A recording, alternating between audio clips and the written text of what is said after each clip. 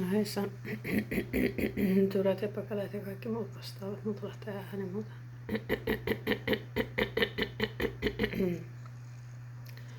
Anteeksi, on vähän rähmänen taas ja sillä.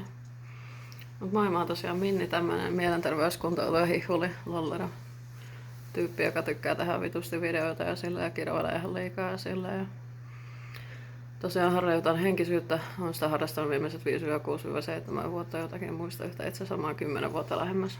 Tulin harjoitettua henkisyyttä, mä siis meditoin ja uskon omalla tavallaan Jumalaa ja sillä. Ja harjoitan siis kaikenlaisia henkisiä harjoituksia, tulee tarkkautua ajatuksia ja sillä.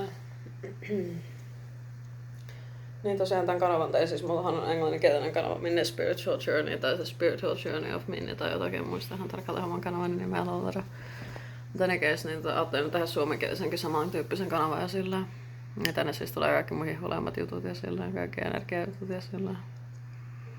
Mikä on huikeeta, koska uuden kanavan tekeminen on aina ihan huippua ja sillä. Tosiaan asun Pirkanmaalla pienessä maalaiskaupungissa ja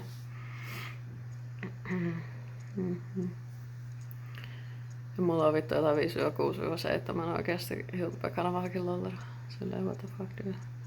En tosiaan kaikkia päivitä hirveän aktiivisesti, esimerkiksi Music of Minni en ole tehnyt monen kuukauteen tyyliin videoa, mutta ei se mitään. Tänne luultavasti tulee paljon enemmän videoita kuin sinne, koska tästä aiheesta riittää puhuttavaa ja sellainen.